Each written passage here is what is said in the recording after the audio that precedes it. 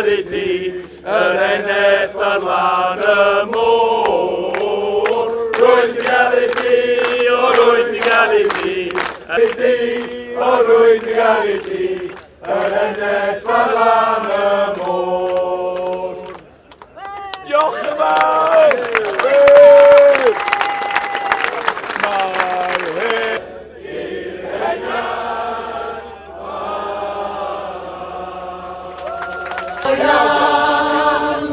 Sy'n hawlio'n sylw i llawn.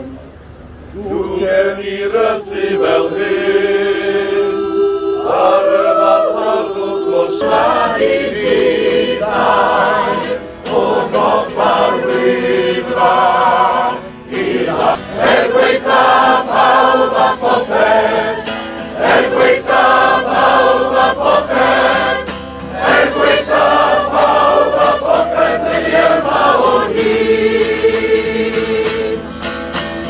Rydyn y gwynt o dwyrain, gwyled y storm o'r môr, rydyn y gwynt o'r wylen, pawb a phopeth, gweitha pawb a phopeth, gweitha pawb a phopeth yn yma o hyd. A phopeth, gweitha pawb a phopeth yn yma o hyd.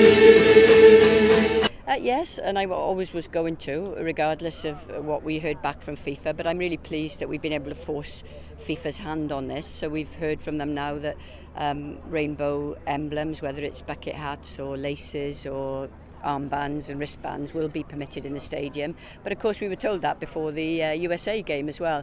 But I think really this backfired so horribly for FIFA and the Qataris, because at the end of the day it gave us a platform to talk about LGBT rights and inclusion and diversity, and why these things are important to us in Wales and in the other progressive nations that are here. So I haven't had any official apology because I haven't had any official correspondence with them. But to be honest, the most important thing really for now is to make sure that every Welsh fan who wants to wear anything with a rainbow insignia on is allowed into the stadium without any issues to enjoy the game, you know. And obviously we'll be monitoring that, but you know, I'm hoping that there won't be any issues today, because that would be unforgivable after the experience we had earlier in the week. I mean, I have to say they've been put in a really invidious position in this whole tournament, you know, because we'd made it clear from the beginning that we wanted to wear the One Love armband, and Gareth and Robert Page had said very clearly that that was important to them to show, you know, our commitment to inclusion. And then, you know, FIFA came in at the very last minute, literally hours before the game, and said that if you wear that armband, you will be booked and more. And don't forget, we as a football association had been quite prepared to pay a fine. But, you know, it's different to say to a player, you know, you're playing in the biggest game of your career and you've been threatened with getting sent off, you know, because that was the implication. Well, I mean, match day is always nervy, isn't it? Because you know things can go wrong on at any point in the 90 minutes of the game. But I think I'm quietly confident. You know, we're a better team than Iran. We won't underestimate them, because you know they didn't have a great game against England, but they still scored 2 goals. They've got 2 very good forwards.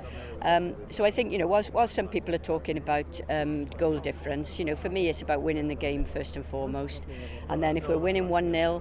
Great if we could score another couple of goals, but let's get the 3 points really, because that sets us up well then for the England game next week. Although I said that sport and politics are 2 different things, but you cannot tell footballers do not think about politics. You know, they have their own feelings, they have their own judgment, and I think it's good that the Welsh FA is not afraid of taking a political stance against what is happening in Qatar and in Iran. Now, I don't predict scores, but we'll win.